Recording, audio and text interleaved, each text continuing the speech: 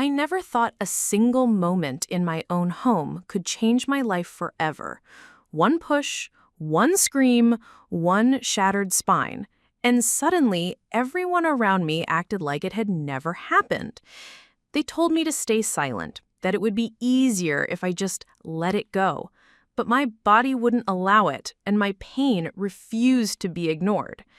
My name is Emily Harper, and this is the story of how my stepmother tried to break me and how I found my voice when my own spine screamed louder than their lies. Before we jump back in, tell us where you're tuning in from, and if this story touches you, make sure you're subscribed because tomorrow I've saved something extra special for you. I was 15 when my life began to unravel in ways I never imagined. Our house in Maplewood, Ohio, a quiet suburb lined with oak trees and manicured lawns, had always seemed safe, the kind of place where neighbors waved from porches and kids rode bikes without helmets, dreaming of summers that would never end. But safety, I would soon learn, is a fragile illusion. My father had remarried the year before, after my mother passed away unexpectedly, leaving a void that none of us knew how to fill.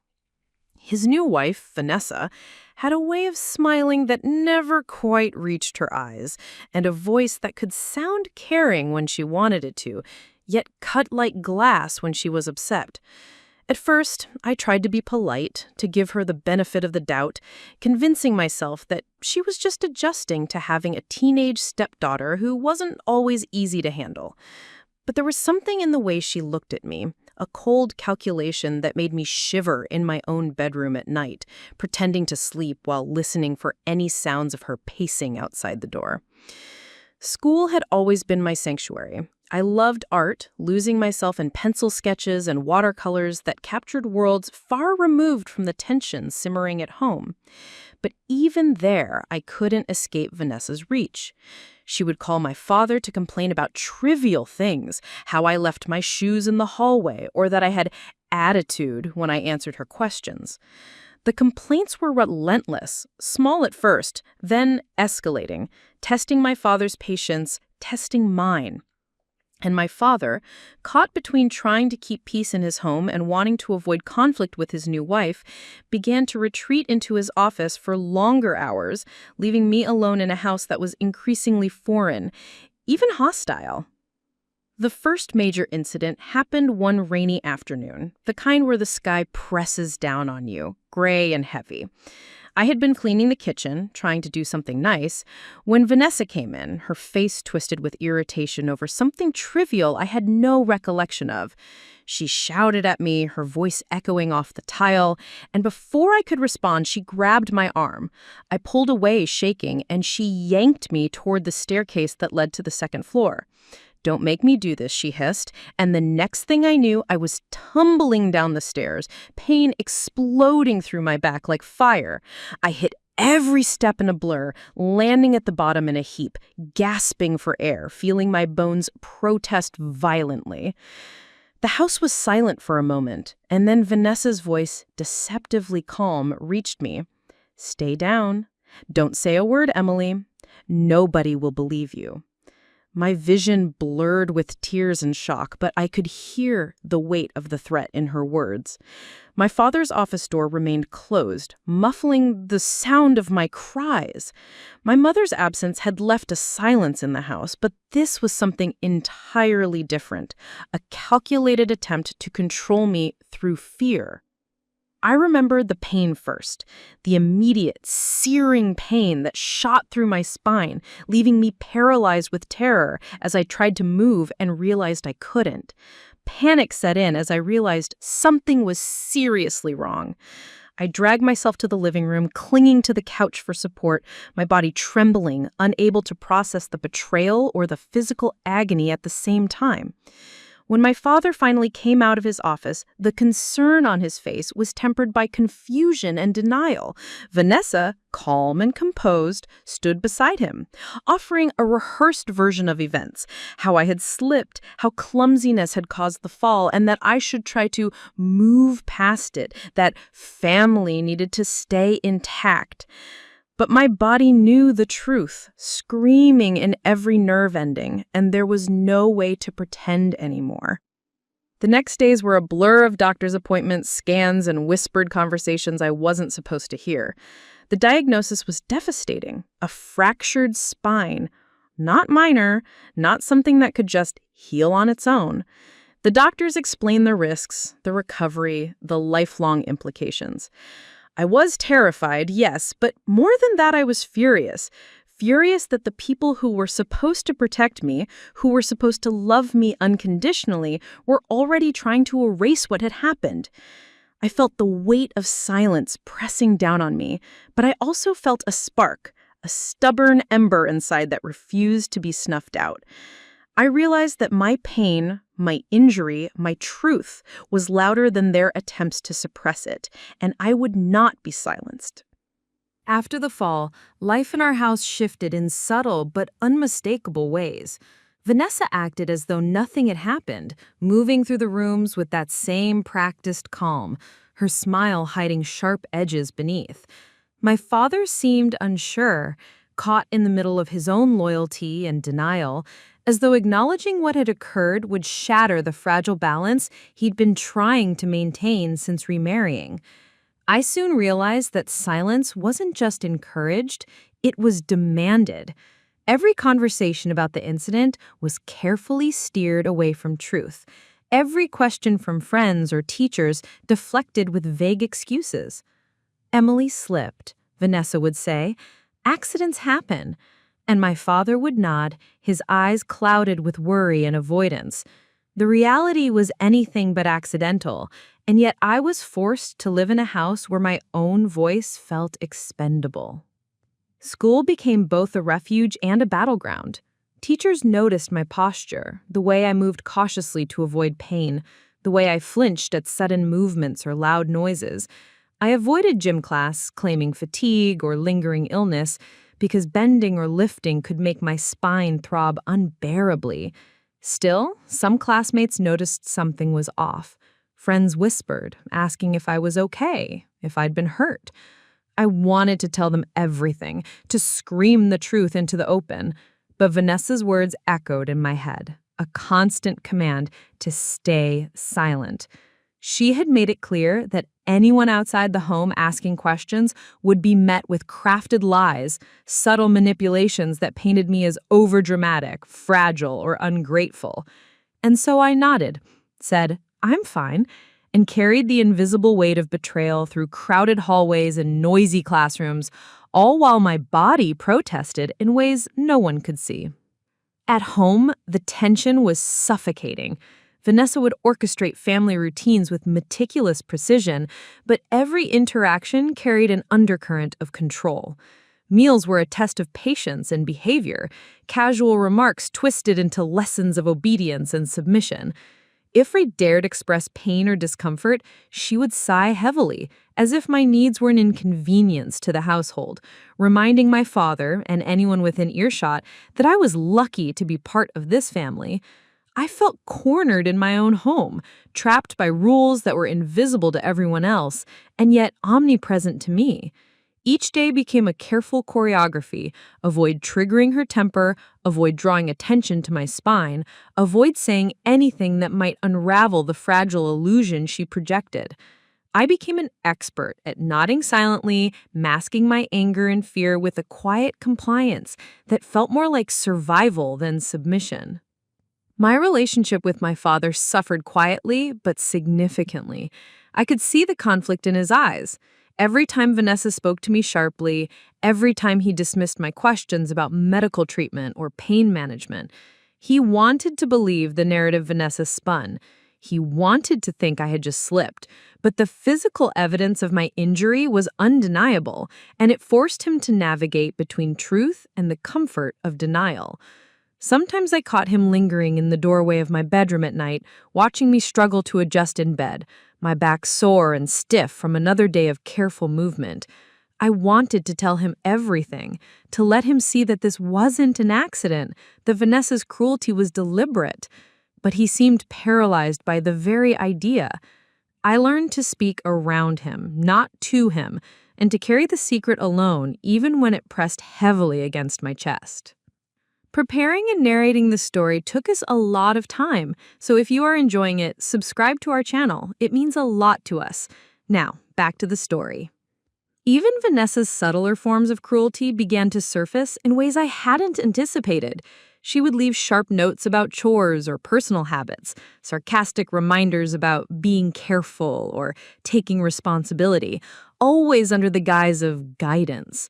She would rearrange my belongings, moving my school papers or art supplies to places where they were harder to reach, forcing me to expend effort that caused pain I could barely bear. I began keeping a private journal, scribbling my pain, my anger, and my fear in ways that no one could read. Writing became a lifeline, a place where I could acknowledge my own suffering and remind myself that what had happened wasn't my fault. Despite everything, I still had moments of hope, moments where I imagined telling someone, anyone, and having them believe me. I thought about friends at school, sympathetic teachers who had noticed my struggles, and even distant relatives who had always cared for me.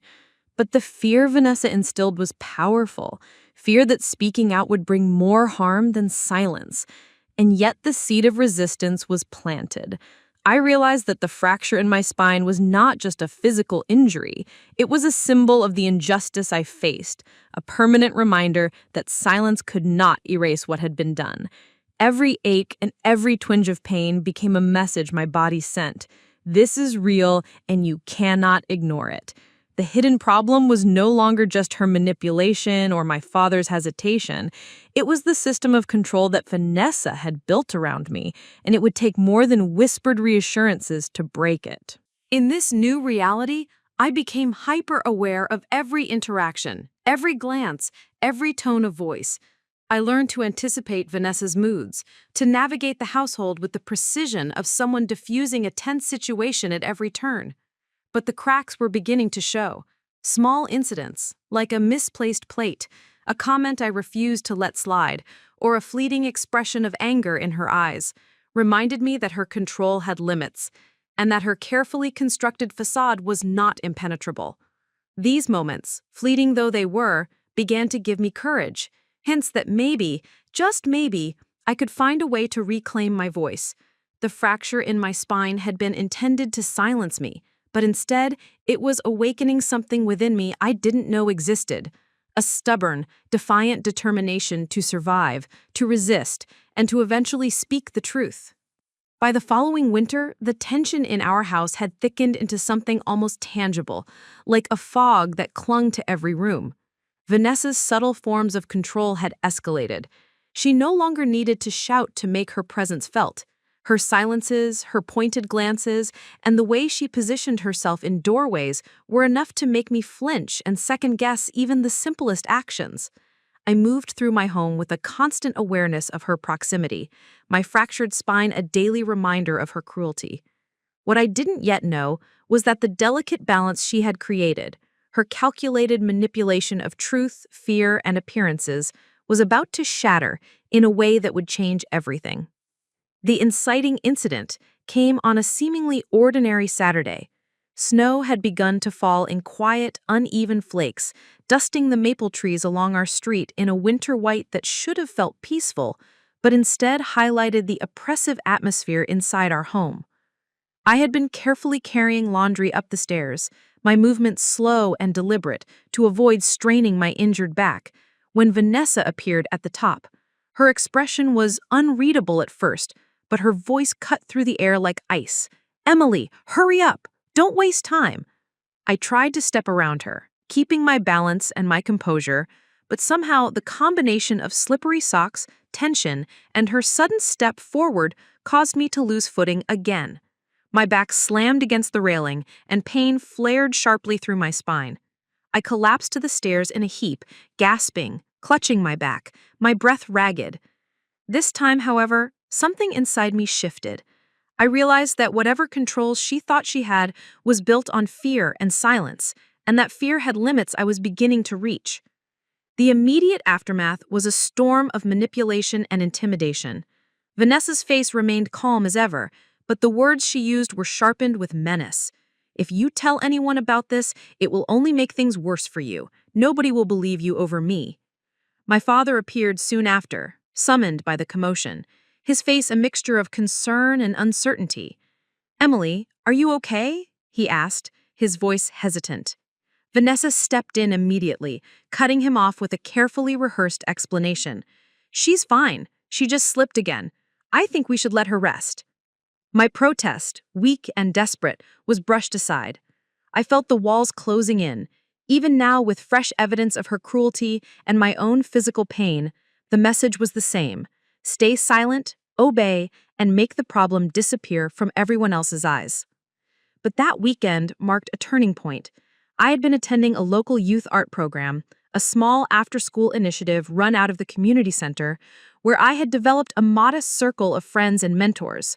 Among them was Miss Evelyn Carter, a retired nurse who volunteered to help with the program, known for her sharp attention to detail and her empathy. That day, when I showed up with a noticeable mobility and a sweatshirt pulled tightly over my shoulders, she immediately noticed the changes in my mobility and posture. Unlike my father or others at home, she didn't offer platitudes. She didn't assume I had merely slipped. Instead, she asked direct questions, carefully but firmly, about my back and how I had been moving. I wanted to brush her off, to give her the standard "I'm fine" line I had perfected, but something in her eyes, a genuine concern, an absence of judgment, made me pause. I found myself hesitating, uncertain, as though I could weigh the risk of speaking against the urgent need for someone to hear me. It was then that the first cracks in Vanessa's control became visible beyond our home. I had confided in a close friend, someone who had always sensed the tension in my life, and asked me quietly after class, "Are you really okay?" My instinct was to lie, to stay silent as instructed, but the incident on the stairs, the escalating pain, and the constant manipulation had worn me down. The memory of the fall, the sharp agony that shot through my spine, and Vanessa's threatening words collided with a growing resolve that I could no longer stay silent without consequence to myself. So, in whispers, barely above the sound of the winter wind outside, I told them that I had been pushed, that I was hurt, and that I wasn't safe at home. The words, once released, felt almost alien.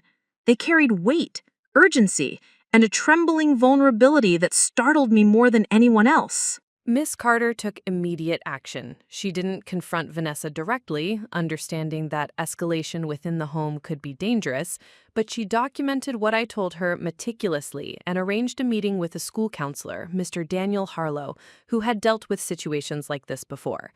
For the first time, I realized that there were adults outside my family who could see the situation with clarity, adults who could act on what I had been too scared to voice.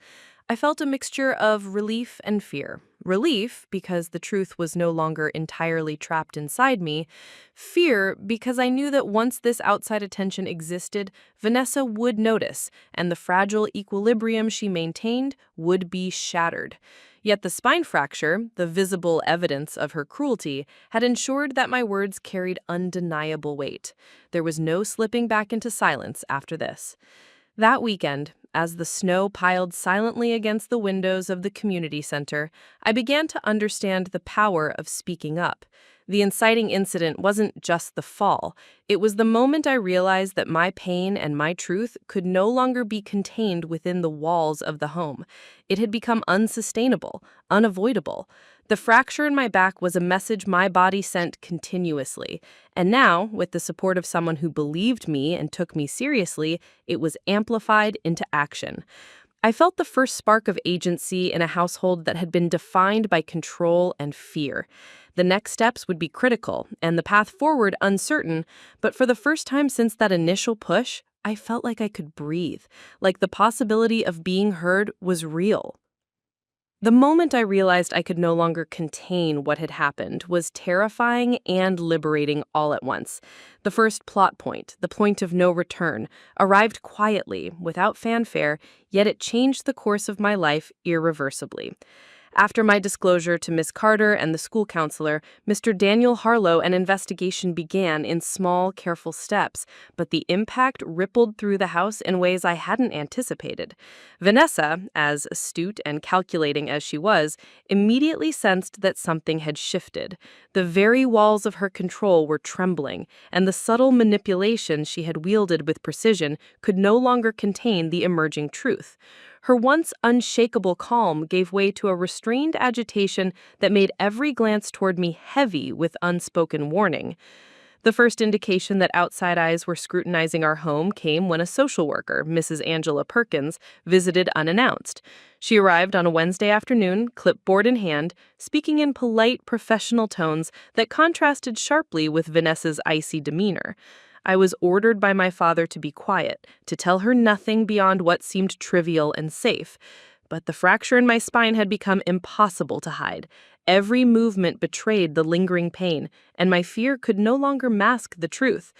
Mrs. Perkins noticed immediately. She asked me to sit down, to explain in my own words what had happened, and for the first time I realized that no one could argue against the evidence of my body. The bruises, the uneven way I moved, the cautious steps on our hardwood floors, all of it spoke louder than anyone's lies or manipulations. Vanessa's response was almost imperceptible at first, a slight tightening of her jaw, a subtle flare of nostrils, but it was enough to send a surge of adrenaline through me. She began to increase her surveillance of me, shadowing me during household tasks, interrupting any private moments with calculated timing. She spoke to my father with a careful tone, implying that I was exaggerating or seeking attention, that this was simply the behavior of a teenager testing boundaries. I felt the familiar pressure to recant, to retract my words, and to maintain the illusion of peace. But I couldn't. I had already crossed the threshold. The push down the stairs, the repeated incidents, and the fractured spine had combined to form a truth that demanded recognition. Once Mrs. Perkins left, I knew there was no turning back. The investigation had begun, and with it, the fragile balance Vanessa had maintained was collapsing. What followed was a careful gathering of evidence, both medical and testimonial. The doctor who had initially diagnosed the spinal fracture, Dr. Linda Rosenthal, was asked to provide a detailed report confirming the injury was consistent with significant trauma and unlikely to have been caused by a simple slip. Her professional evaluation became an objective cornerstone in the unfolding investigation. In addition, my conversations with Miss Carter and Mr. Harlow were documented, along with a record of prior incidents I had been able to recall. Suddenly, what had been invisible to outsiders, the abuse, the calculated control, the constant intimidation, was being assembled into a coherent narrative that no one could ignore.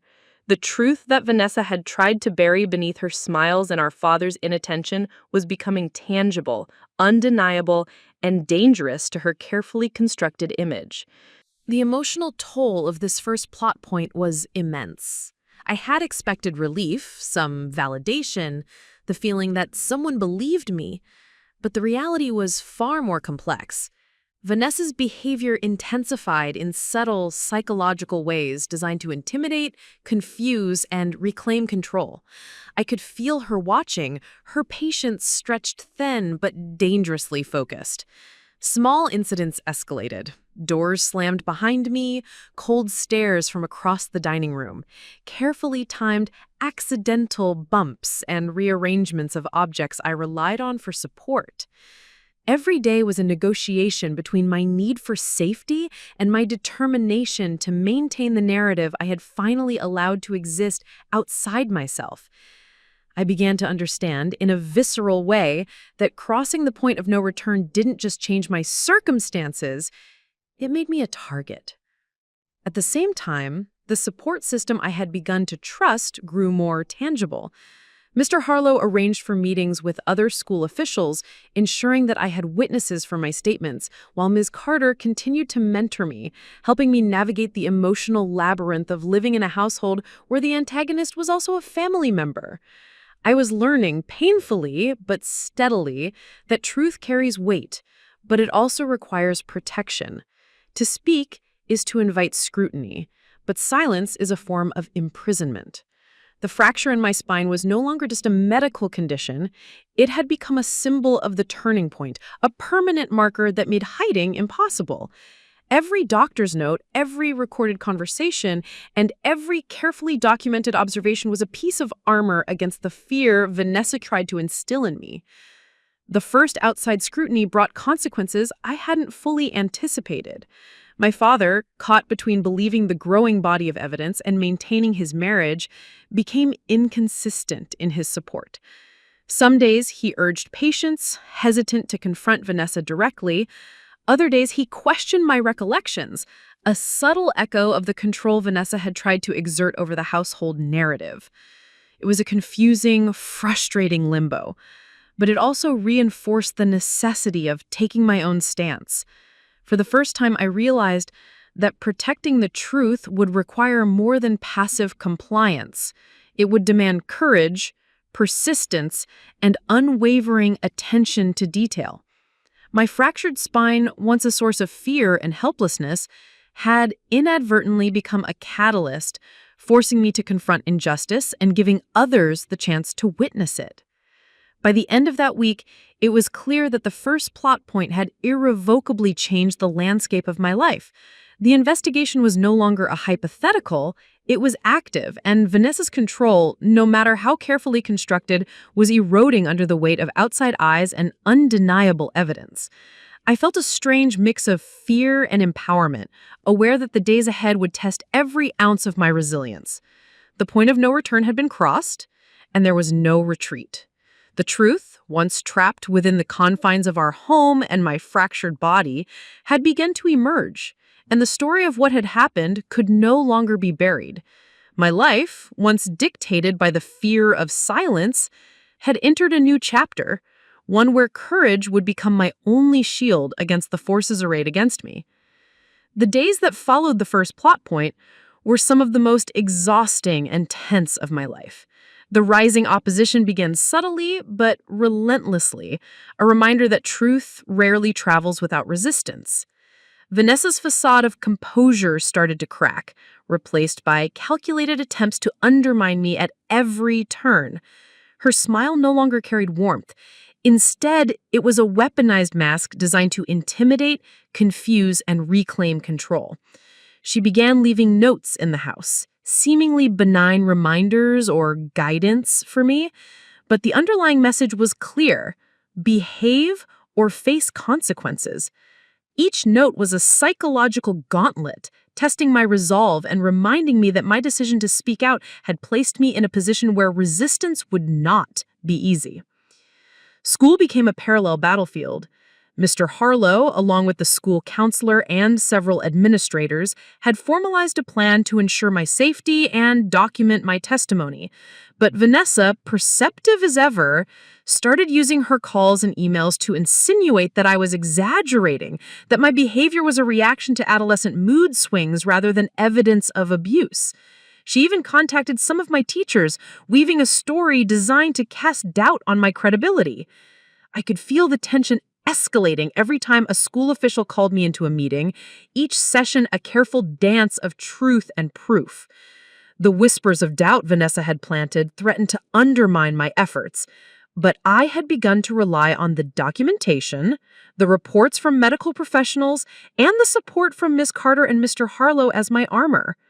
Each confrontation forced me to stay composed, to present my version clearly, and to rely on facts over fear. Meanwhile, at home, Vanessa's opposition became more direct. She criticized my every move, highlighting minor missteps and exaggerating any discomfort from my fractured spine. She would casually block pathways, make offhand comments about my supposed exaggeration of pain, and schedule tasks designed to strain my back. Every step I took, every motion I made, seemed to be monitored, evaluated, and subtly punished. The control she sought over me was no longer just about obedience. It was about preserving her image and eroding my confidence. My father, while still present, oscillated between protective instincts and his own hesitancy to confront her directly, leaving me to navigate the psychological minefield largely on my own. The isolation was suffocating, yet it sharpened my focus. I understood now that gathering evidence and asserting the truth would be a daily battle, and that any sign of weakness could be exploited mercilessly. The rise in opposition also brought moments of self-doubt. I questioned myself constantly. Had I misinterpreted events? Was I overreacting? Could I withstand the social scrutiny and family tension that came with telling the truth? These doubts were compounded by the physical pain that persisted from my fractured spine. Simple tasks, climbing stairs, carrying books, bending over, served as constant reminders of vulnerability. Each ache, each flare of pain was a test of endurance, a silent question of whether I had the strength to continue speaking out. But with every journal entry, every meeting with Miss Carter, and every conversation with supportive teachers, I reaffirmed my resolve. I began to see that my suffering was not a weakness, but evidence that spoke louder than the lies being spun around me. The first pinch point also introduced a subtle but insidious form of pressure from my peers. Some classmates began to question me after hearing fragments of the story or sensing tension in the home. While a few offered support, others seemed skeptical, their curiosity tinged with doubt. It was painful to realize that even outside my immediate family, the ripple effects of Vanessa's influence had begun to cast shadows over my credibility. The social strain was heavy, forcing me to navigate friendships carefully, to maintain composure and truthfulness without revealing more than I was prepared to. This period of mounting pressure taught me a critical lesson. Exposing hidden truths requires not only courage, but patience and strategy. Every word spoken, every action observed was part of a larger puzzle that would eventually reveal the full picture. One afternoon, as I sat in Miss Carter's office, trying to sketch the world in my journal to soothe my mind, she looked over at me with a mixture of empathy and concern. "Emily, you've been incredibly brave," she said softly. "But brace yourself. As the truth comes out, you'll face resistance, not just from Vanessa, but from those who refuse to see what's right in front of them." Her words resonated with me. I had underestimated the tenacity of someone determined to control perception, and I realized that the opposition wasn't just external. It had infiltrated my own thoughts, my own sense of self. The pressure to remain silent, the weight of disbelief from even well-meaning people, and the constant monitoring at home were formidable. Yet the fracture in my spine, the undeniable proof of abuse, reminded me that resistance was futile for the oppressor and powerful for the oppressed. By the end of this phase, the pattern was clear. My life had transformed into a delicate balancing act of endurance, strategic truth-telling, and careful observation. Every day brought new challenges, but with each small victory, an official noting her behavior, a doctor confirming the injury, a mentor providing support, I gained strength. The rising opposition was real, tangible, and relentless, but it had also solidified my resolve. I understood that the journey to expose Vanessa's actions would not be quick or easy. It would require persistence, courage, and unwavering faith in the truth. And deep inside, I knew that the fractures, both physical and emotional, were preparing me for the battles yet to come, setting the stage for the undeniable proof that would eventually shatter the lies surrounding my life. The midpoint, the major revelation, arrived in a way that was both shocking and inevitable.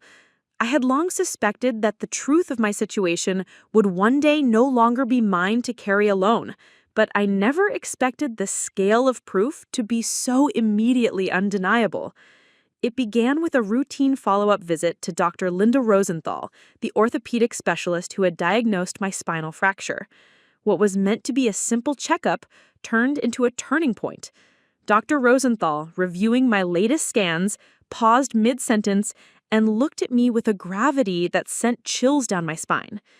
"Emily, this isn't consistent with a simple slip," she said firmly, pointing to the jagged pattern of the fracture.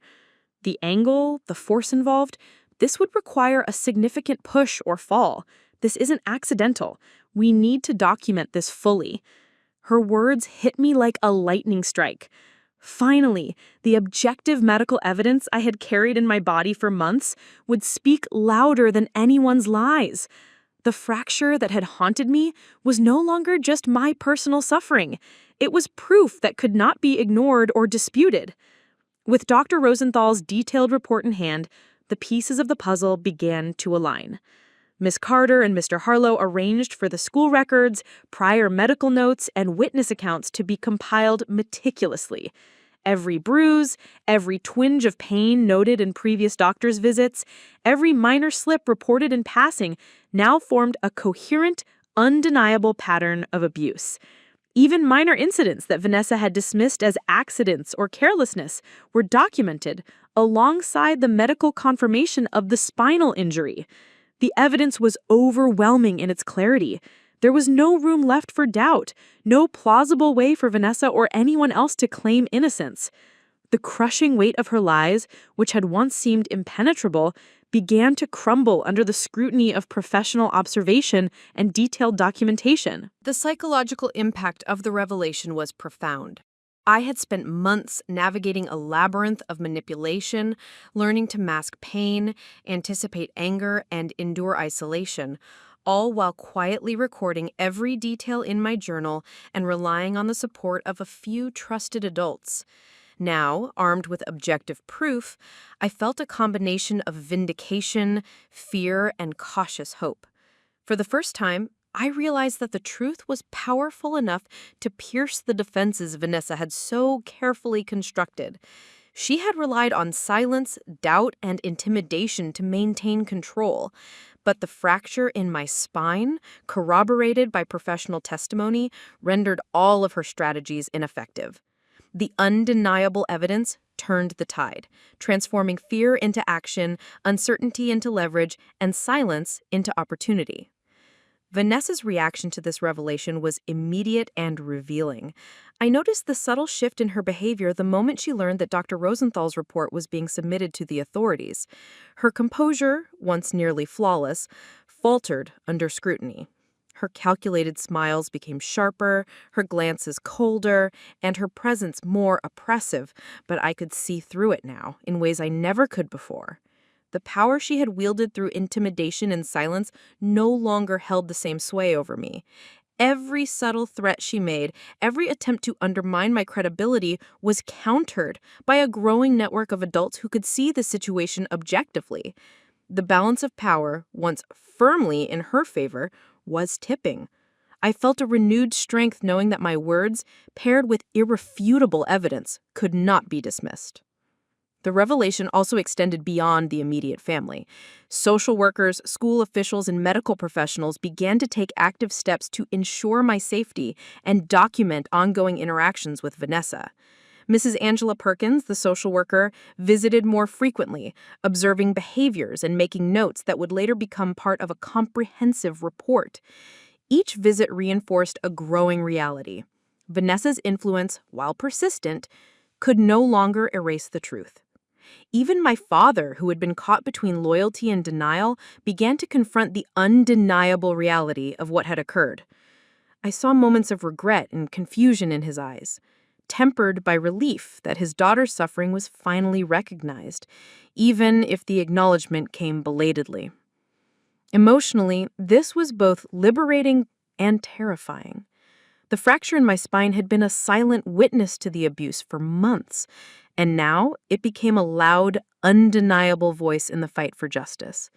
I realized that the path ahead would not be easy. Revealing the truth had consequences. Vanessa's escalating frustration hinted at a coming confrontation, and I knew she would resist the implications of exposure in every way she could. But the weight of the undeniable truth gave me courage. It was no longer a question of belief or persuasion. The evidence spoke for itself. I was no longer navigating a world where only I knew the truth. The fracture, the medical report, and the corroborating witnesses created a reality that could not be ignored. By the end of the midpoint, I understood a crucial truth. Undeniable proof changes everything. It transforms fear into action, uncertainty into leverage, and silence into opportunity. Vanessa's attempts to maintain control had failed against the objective evidence that now existed. and for the first time, I could envision a path where my voice, supported by facts, could be heard without obstruction. The fracture that had once symbolized pain, fear, and suppression had become a catalyst for empowerment and validation. I was no longer alone in my struggle. The truth was on my side, and for the first time in months, I felt the possibility of real change. The journey was far from over, but the major revelation marked the turning point, the moment when the lies that had threatened to define my life were finally exposed, and the truth began to shine, unassailable and clear. The moment of truth arrived quietly, almost imperceptibly, yet it carried the weight of months of fear, pain, and careful observation. The second plot point, the all is lost moment, was the instant I realized I could no longer remain silent, that the fractures in my spine were not the only thing at stake. My very sense of self demanded I speak. The undeniable proof collected by doctors, social workers, and mentors had built a strong case, yet the emotional and social pressures weighed heavily on me. I could no longer avoid the realization that revealing the full story meant confronting Vanessa directly, exposing the cracks in my family, and potentially fracturing relationships I had long hoped to preserve. The choice was terrifying: to remain silent and endure, or to speak and face the consequences with no guarantee of protection or understanding. The catalyst came on an ordinary Thursday afternoon in the living room of our house in Maplewood. Vanessa had been particularly tense that day, her movements sharp and deliberate, her words cutting thinly veiled threats. I had been attempting to rearrange some personal items on a shelf, careful to avoid any strain on my back, when she approached and began questioning every action with a venomous precision. Her tone carried the same command I had been forced to obey since the fall, insisting that I recant or downplay the severity of my injury. I felt the familiar surge of fear, but it was interwoven with a new, unyielding determination. Every glance, every accusation, every manipulation she attempted now collided with the proof I had carefully amassed over the past months. The fracture, the medical reports, and the observations from school and Miss Carter. It was then that I made the choice. I would no longer protect Vanessa or the facade she had carefully constructed. I would speak fully and openly, no matter the consequences. The first step was to confront my father in a direct, honest conversation, explaining the ongoing physical and psychological abuse and the steps I had already taken to document it. It was a moment of raw vulnerability, laying bare months of fear and pain in front of the person who, despite his good intentions, had been complicit through inaction. I could see the conflict etched on his face, the shock, the guilt, the realization that his attempts to maintain harmony had allowed harm to continue. Yet, beneath the hesitation, I sensed his recognition of the truth, his acknowledgement that my courage had forced clarity upon a situation long clouded by fear and silence. Once that conversation was complete, I knew there was no turning back. I began speaking with the social worker, Mrs. Angela Perkins, and other officials involved in the case, providing full, detailed accounts of the incidents and answering their questions as accurately as possible. Every word carried a heavy burden. The thought of Vanessa's reaction, of her attempts to intimidate or discredit me, loomed constantly. Still, the weight of my own spine, the proof embedded in my very body, compelled me forward. I was no longer the frightened teenager who had tried to comply silently. I was now an active participant in asserting my rights and seeking justice. The act of speaking, of fully disclosing the truth, felt simultaneously like liberation and exposure, a necessary gamble that would change the dynamics of my household forever.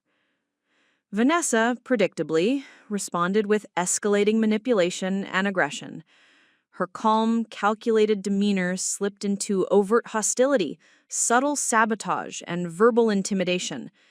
She attempted to challenge my credibility by emphasizing the minor flaws she claimed existed in my storytelling, casting doubt on my perceptions of events.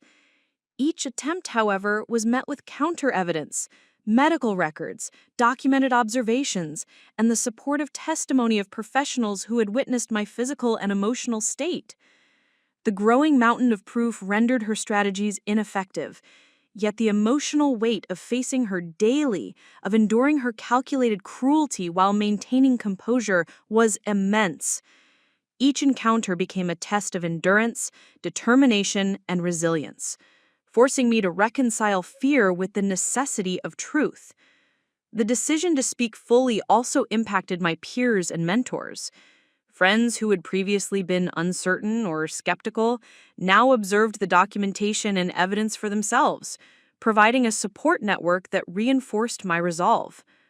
Miss Carter and Mr. Harlow became crucial allies, guiding me through the intricacies of legal and social proceedings, and helping me navigate the emotional landscape of confronting someone who had caused me deep harm.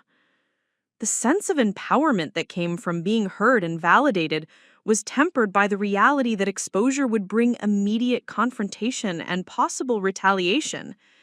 Yet I understood that silence was no longer an option. Withholding the truth would only extend the cycle of fear and control, leaving my pain unacknowledged and allowing Vanessa to continue her manipulation unchallenged. Emotionally, this moment was the crucible in which my courage was forged. The fracture in my spine, the months of isolation, and the constant pressure to remain silent had all culminated in this decision. To speak fully was to risk everything: my relationship with my father, the tenuous peace at home, and even my own sense of safety. But it was also the only path toward reclaiming control over my life and asserting the undeniable reality of what had occurred. In that instant, I realized that courage is not the absence of fear, but the choice to act despite it. My voice, supported by proof and unwavering resolve, became my weapon and my shield.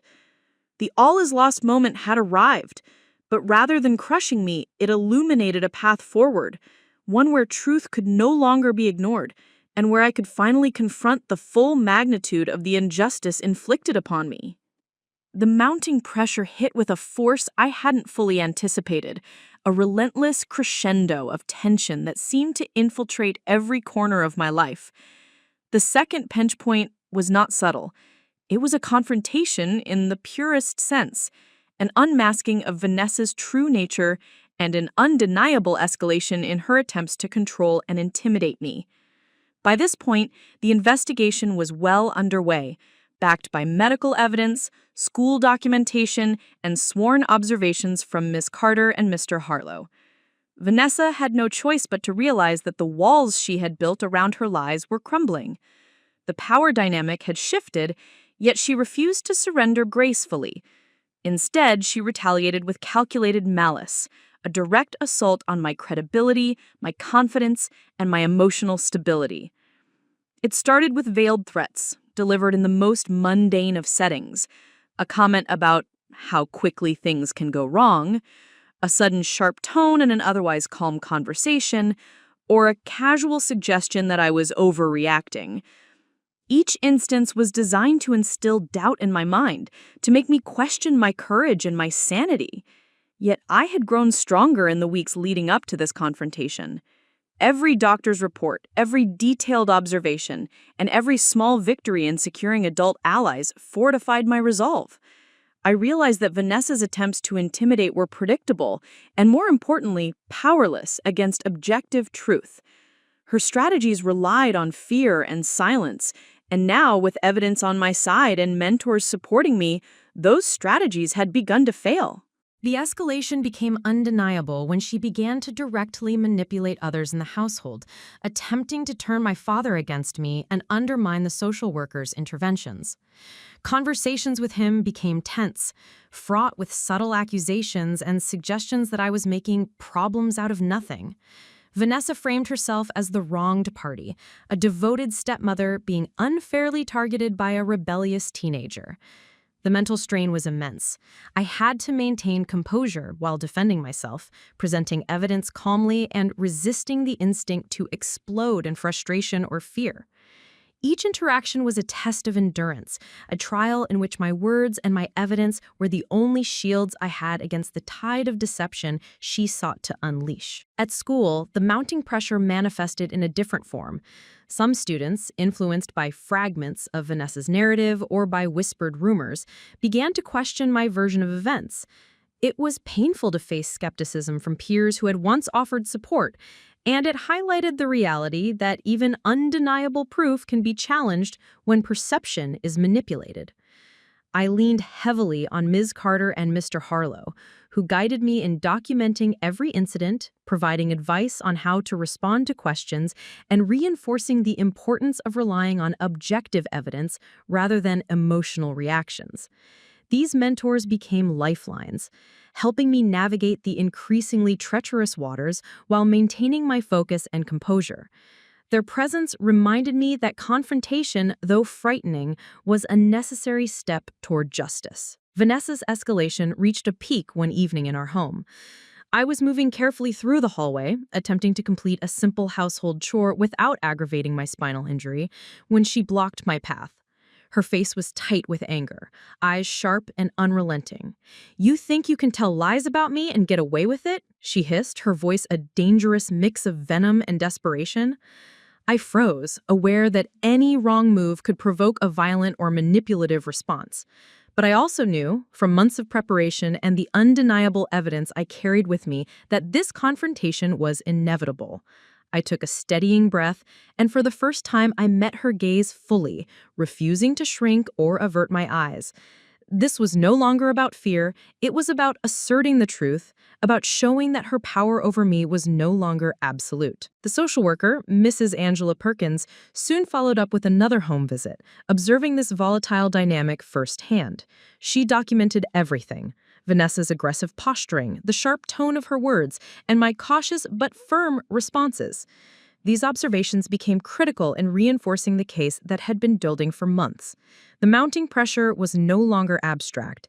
It had transformed into direct confrontation, visible and undeniable to impartial witnesses. Each interaction, while exhausting and emotionally taxing, served to solidify the truth and undermine the carefully constructed narrative Vanessa had relied on for so long.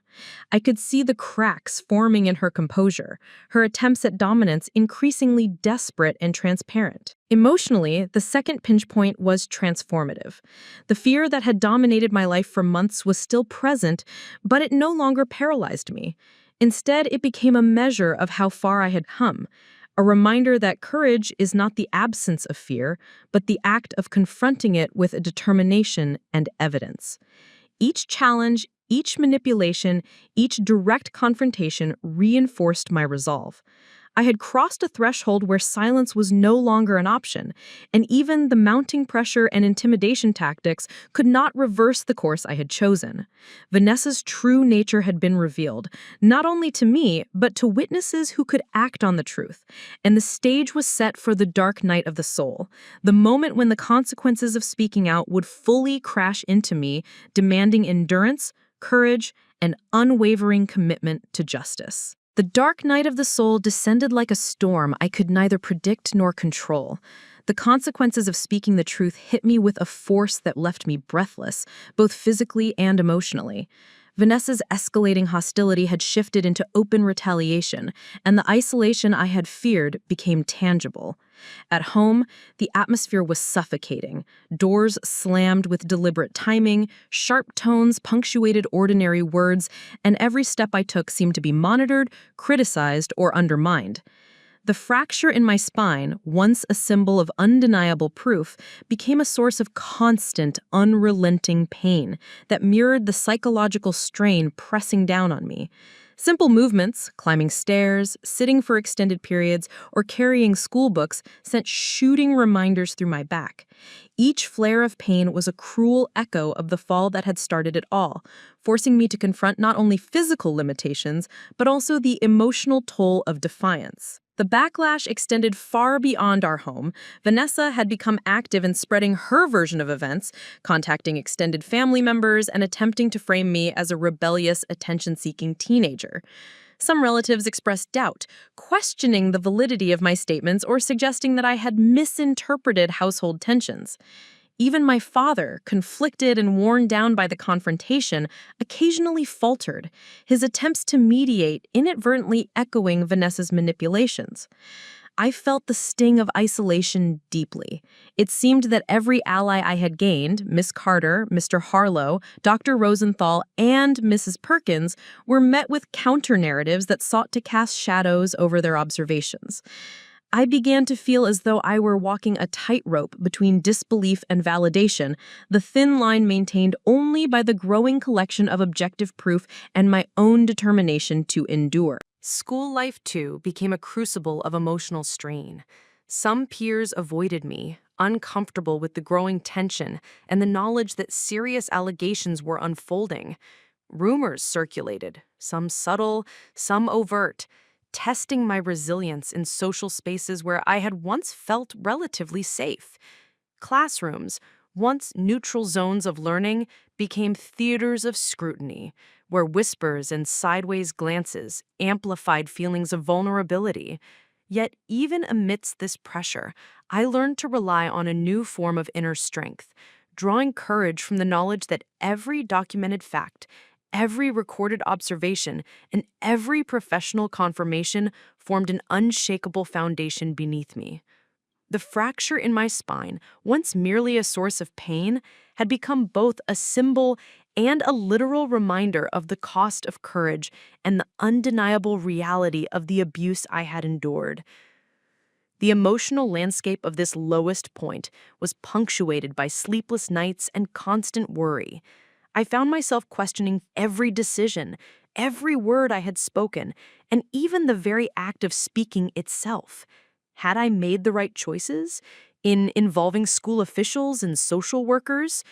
Was it possible that speaking out would leave permanent fractures, not just in my back, but in my family relationships and my sense of security?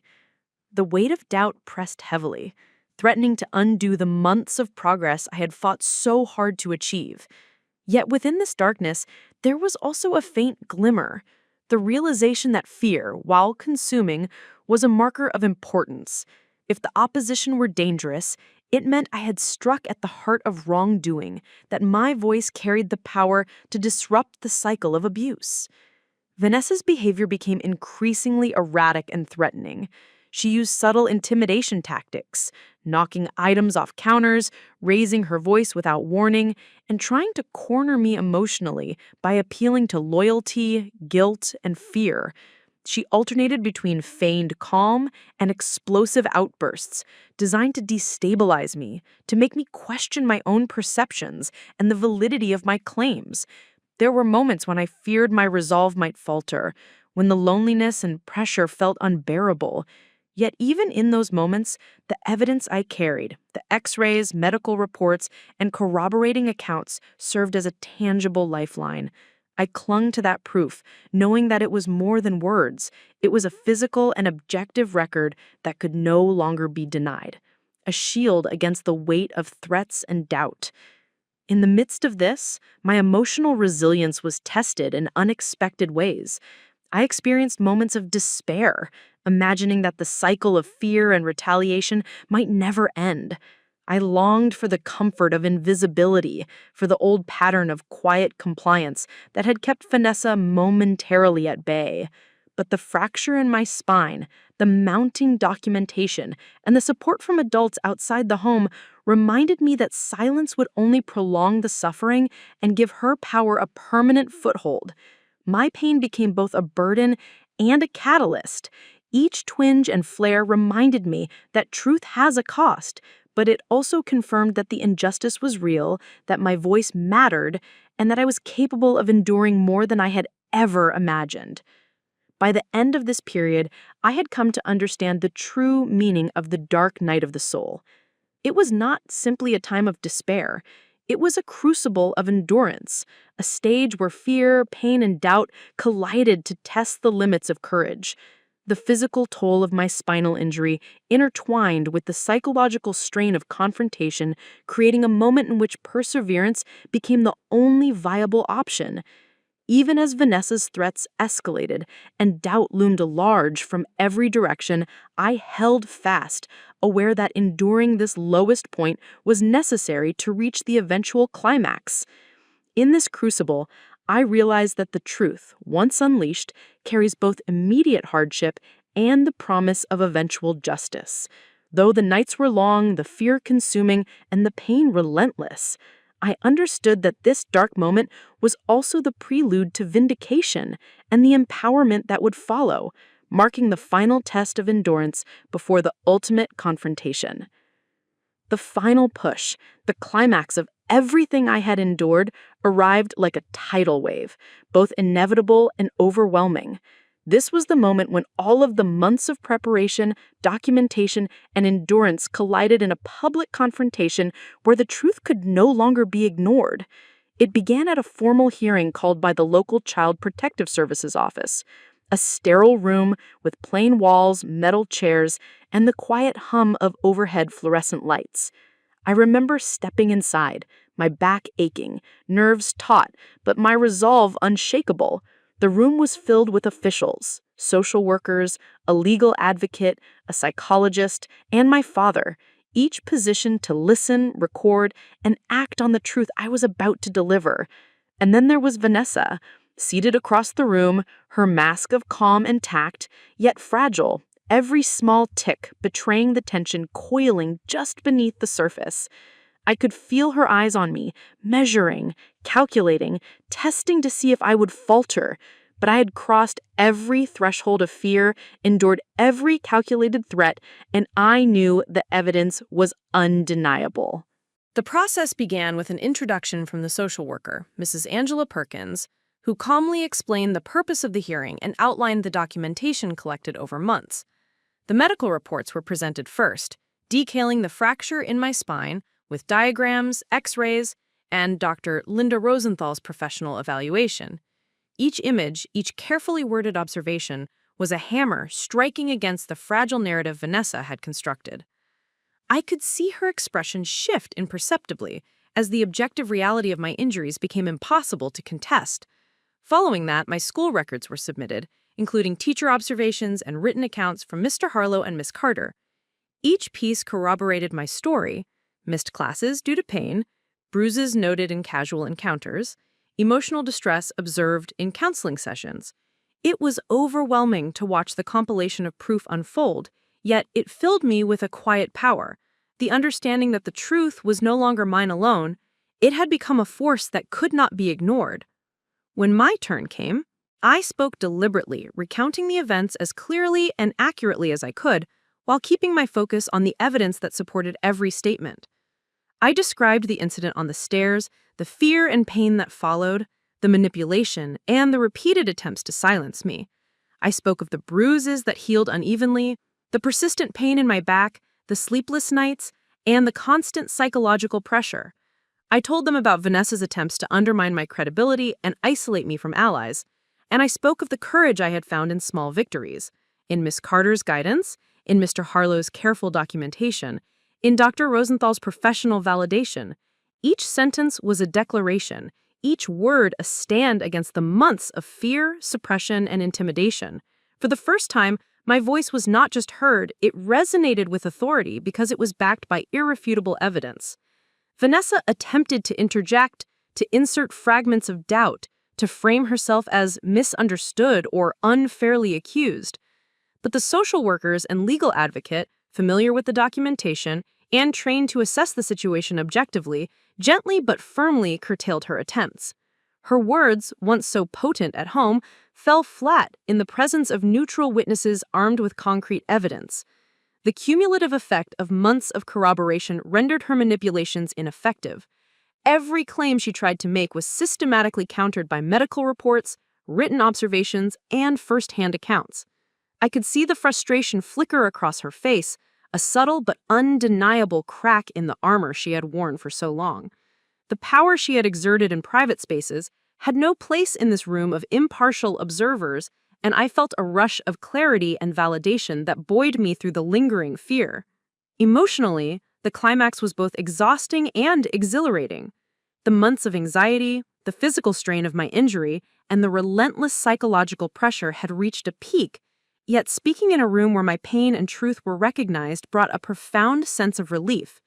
The acknowledgement by professionals that my experiences were real and serious lifted a weight I hadn't fully realized I carried. My father's presence, quiet and tentative, was a reminder that some relationships could survive this confrontation, though they would inevitably change. Vanessa, stripped of the private power she wielded at home, had to contend with the undeniable consequences of her actions. The room became a theater of truth versus deception, with every documented piece of evidence serving as a testament to the courage it took to endure and expose the abuse.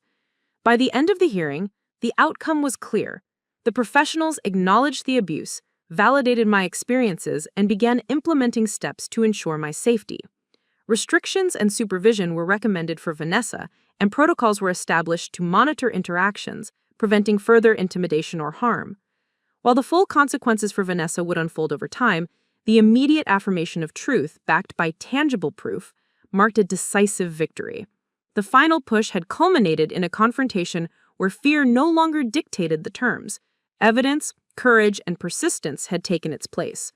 My spine, once a silent witness to abuse, had spoken loudly and indisputably, ensuring that my truth could not be silenced. Walking out of that room, I felt the simultaneous weight of exhaustion and the exhilaration of empowerment. Months of fear, doubt, and endurance had led to this moment where my voice, backed by proof, could finally assert authority over the narrative of my life. The climax was not just a confrontation, it was a declaration that truth, when supported by courage and evidence, has the power to overcome deception, intimidation, and silence.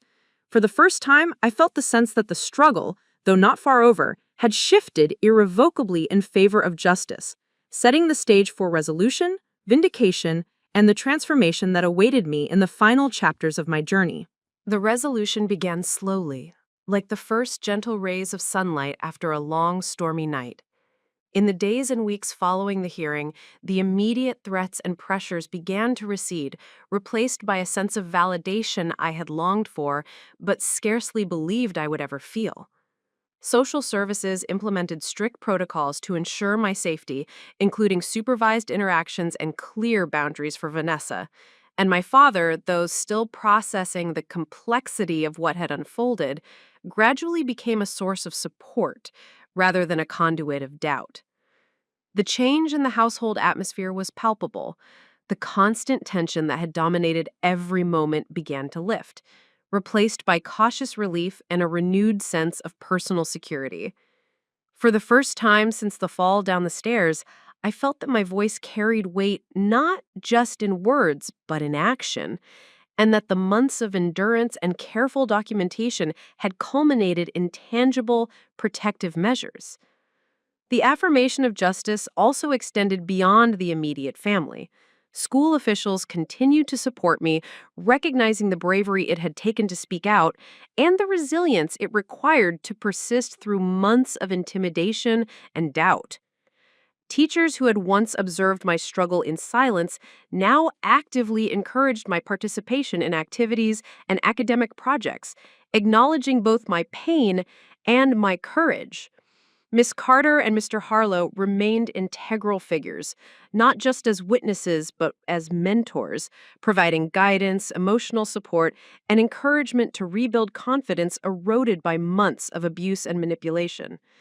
Each interaction reinforced a new equilibrium, or my well-being and truth were prioritized, a stark contrast to the environment of fear and control that had previously defined my home life. I began to experience, almost for the first time, a sense of safety, belonging, and empowerment, realizing that the system could respond effectively when armed with evidence and persistence. The practical consequences for Vanessa were also significant, though tempered by the procedural nature of social services. Restrictions and oversight ensured that her ability to manipulate or intimidate was limited, and professionals began implementing long-term monitoring to prevent further abuse.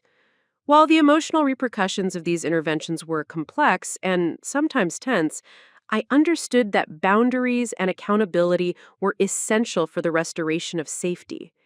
The invisible power she had once wielded through fear was no longer absolute.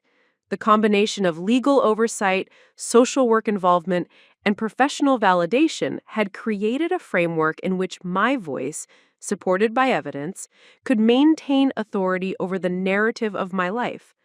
This shift in control was not immediate, and it came with lingering challenges, but it represented a profound rebalancing of power, one that prioritized truth, safety, and justice. Emotionally, the resolution phase allowed for the gradual processing of trauma and the beginning of healing. I could reflect on the months of fear, the days of uncertainty, and the nights filled with pain and doubt without being consumed by them. The validation from trusted adults, the acknowledgement of my father's growing support, and the professional recognition of the abuse allowed me to separate my identity from the fear I had endured. I began to see myself not just as a victim, but as an individual whose courage had driven change, whose persistence had ensured that deception and intimidation could no longer dictate my life. This new equilibrium was fragile, yet empowering. A state where past trauma was recognized, safety was restored, and the groundwork for recovery and personal growth had been firmly established. The tangible effects of justice also permeated my social environment. Friends and peers who had observed my struggle responded with renewed understanding and support, acknowledging the courage it had taken to endure threats, physical injury, and attempts to discredit me. I began to rebuild relationships that had been strained by the turmoil, navigating conversations with honesty and confidence that had been previously impossible under the shadow of fear. The recognition of my truth fostered empathy and restored trust, allowing me to reclaim spaces once dominated by anxiety and intimidation. Even in small, everyday interactions, laughter with friends, participation in class, casual conversations in hallways, I could sense the subtle but powerful shift from tension and caution to confidence and belonging.